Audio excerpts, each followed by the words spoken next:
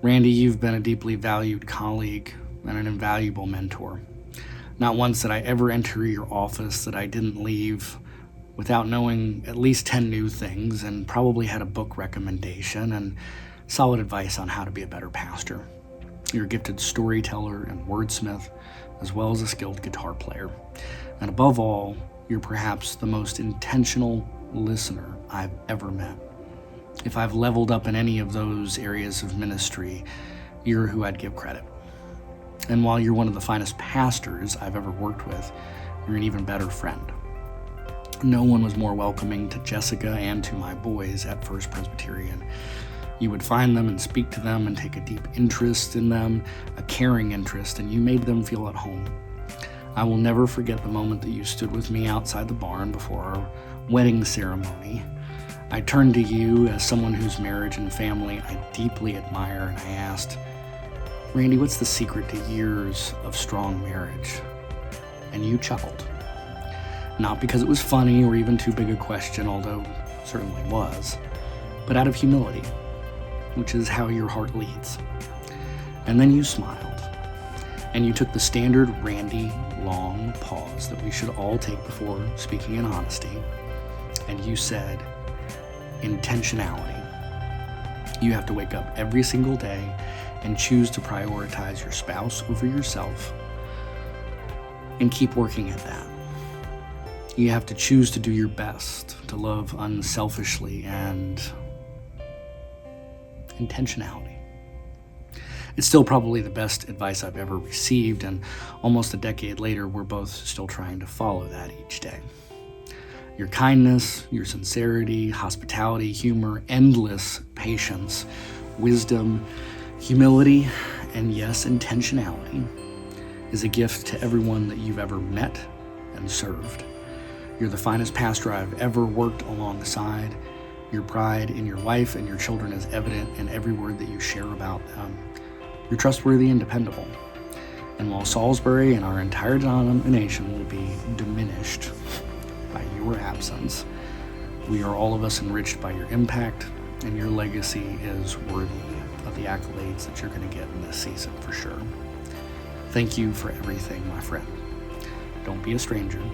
You're called this position, and this career may be drawing to a close, but a man like you will be a pastor and a disciple all of your days.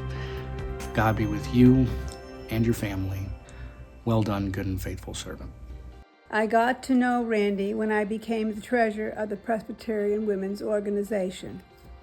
I admire Randy's calmness, his direct approach to helping our group when advising us as he sat in on the monthly board meetings, his dedication to service and serving the older people of the church, his faithfulness to teaching the PW Bible study monthly on Monday mornings, his way of looking at the big picture as he was advising us as our group was diminishing in size yearly, handing out prayer shawls to the sick and those in need, his smile and greeting when he popped in to say hello as we were knitting or crocheting, and to remind us that he was always available should we need him.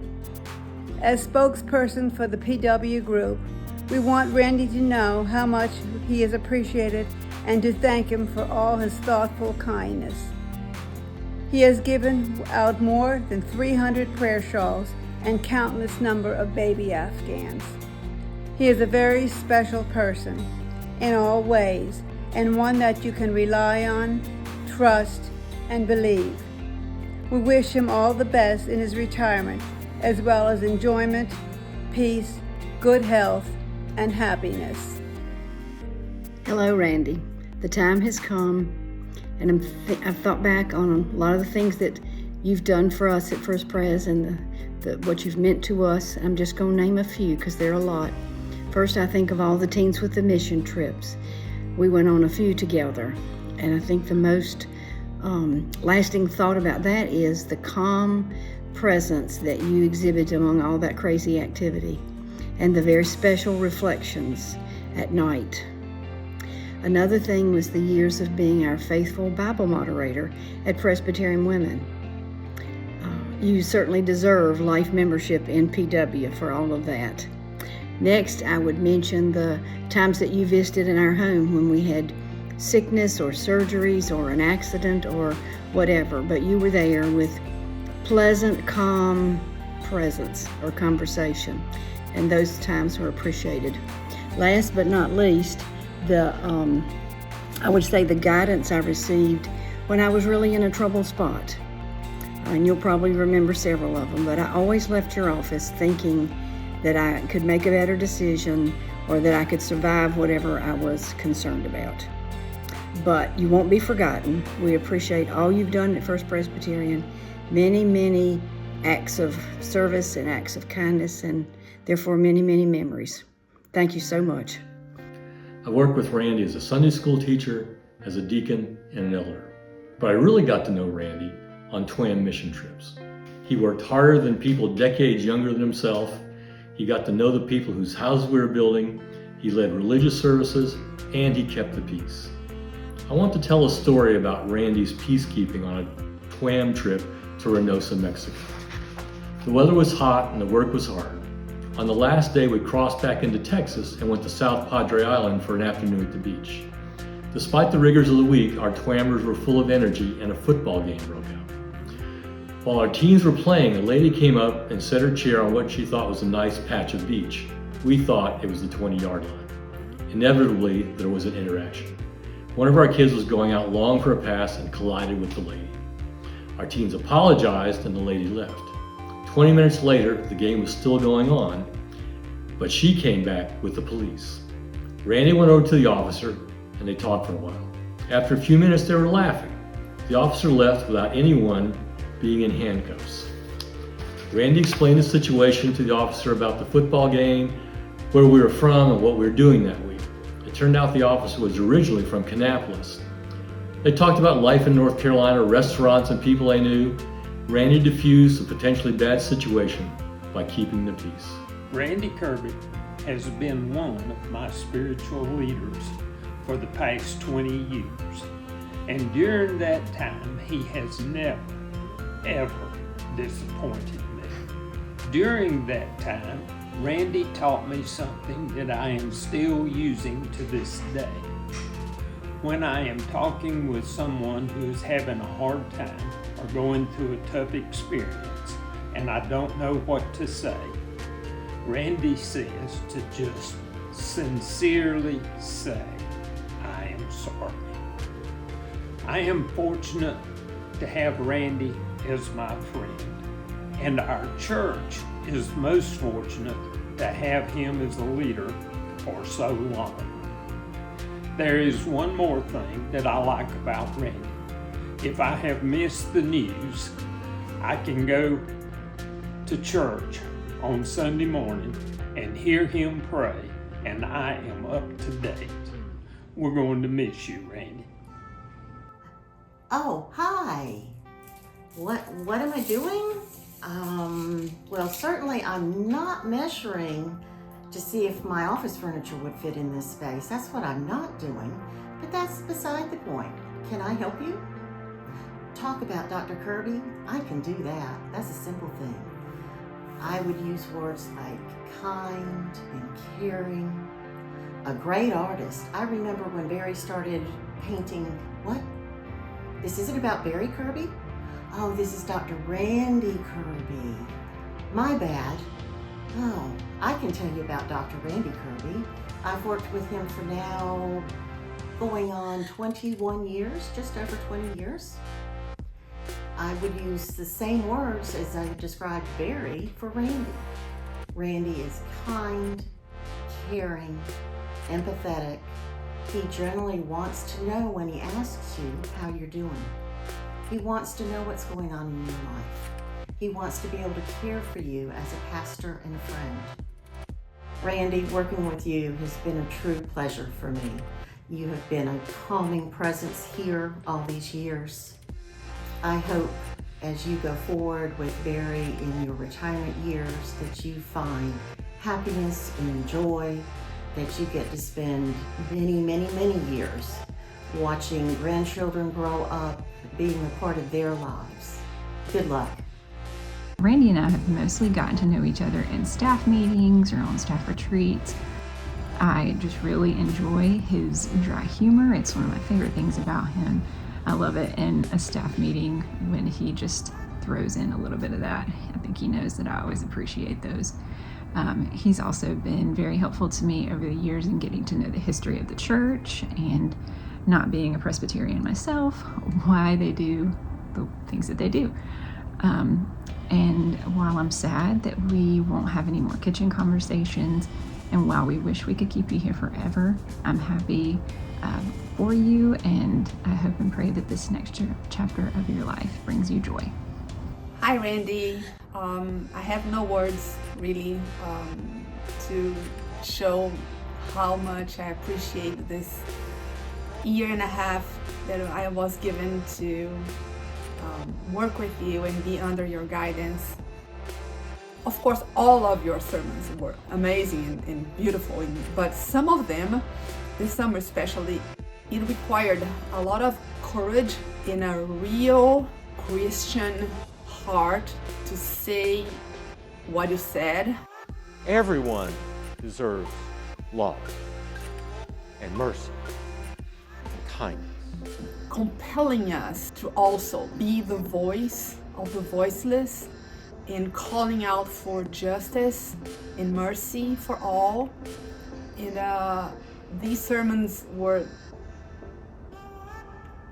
again, I have no words, but they really impacted me deeply. And I was so touched and grateful.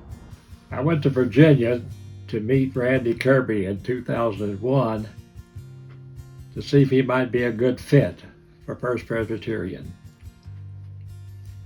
I was impressed by his education and how smart he is. I loved Randy's education. He had a BA degree at the University of Mary Washington. He had a master's degree at Columbia Theological Seminary in 1982. And when I went to Virginia to see Randy, I found out that he had just passed his PhD degree at Union Theological Seminary at Richmond in 2001. I came back to Salisbury, told the leaders that they absolutely needed to know Randy Kirby just as soon as possible. And they did. And it wasn't long until Randy was here. Randy, Barry, Rachel, and Hannah. Our church has been blessed by the Kirby family. They came here in 2001. I retired in 2002. Jan and I stayed here in Salisbury 16 or 17 years before leaving in 2019.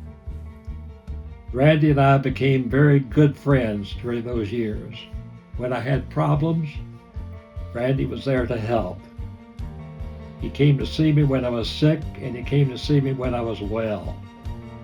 I never had a better colleague. He loved the people of this church, and he did the best for you and for me. So Randy, God bless you. We love you, and we wish you and your family the very best. Amen. When someone is at the top of their game in life or in ministry, they can do one of two things. They can hoard their gifts and lord it over other people and collect that ego boost of being the best, or they can give themselves away. And Randy has given himself away. He truly is probably the reason Josh and I actually could ever be here at First Pres. First, because he and Barry paved the way as co-pastors and helped the committee, our PNC, catch the vision for what co-pastoring could look like. Second, because he was willing to work with us, so much younger than him and so inexperienced, and yet he was the patient, steady throughout our last 7 years here at First Presbyterian Church. Randy, you offered us wisdom that we deeply needed. At times we deeply needed it, gave us wise counsel at important moments, and let us be ourselves and learn and grow here. You are a huge part of why we are able to be at First Pres even now. And I think many at First Pres would say that you are the steady beneath so much of what goes on here. I have often thought of Randy as the ballast under the ship, and Josh and I are the sails filling with wind, but Randy's keeping us steady. And I know so many people at First Pres are so grateful for that steady through 3 senior pastors and 2 major interim Cs, where Randy was the guy keeping the ship together, even when there weren't senior pastors in place. Randy, you have been the ballast, and this place is so blessed from the ministry you did here, from the counseling you offered, from the compassion you shared, from the listening you offered. And from me personally, I'm so grateful for your steady compassion, your graciousness and generosity to give yourself away when you didn't have to, but you chose to make space for me and Josh, to welcome us, and to nurture us over these last 7 years. And for that, I am deeply, deeply grateful. I hope you have the best time in retirement and get to enjoy every single day of it. I think one of the words that I would use to describe Randy is the word humility. I remember when Pastor Laura and I first arrived here and were interviewing in Salisbury, and we met with Randy up in his office. And as I look back on the last 7 years, I see in 100 different ways how the success of me and Laura being here, and especially those early years when we were in our late 20s, is in large part because of Randy's constancy, Randy's humility, Randy's support, Randy's encouragement. And I think I've thanked Randy for that in person, but if I have forgotten, Randy, consider this your thank you for all that you did to allow for Laura and I to be here. I think without Randy, it wouldn't have quite worked. And we've had such a great pastoral relationship with Randy. I've also had the occasion to see Randy's kind of fun side on some staff retreats. I've seen Randy laugh so hard that he almost cried. And I've seen the way that Randy pokes his head in people's offices, always takes time to talk to the receptionists and to truly listen. And in a world where we've all got something to say, Randy has truly listened. He has listened to people in their worst situations in hospital rooms, in hospice rooms. He's listened to people who are having difficult times in their marriage. He's listened to Pastor Laura and I when we're wondering about what's going on in this church. He's just listened. And I deeply appreciate that about you, Randy, your humility and your listening. I hope that in retirement, you play a lot of disc golf. I hope that there's more birdies than bogeys on and off the disc golf course. It's been a pleasure working with you and learning from you these last 7 years.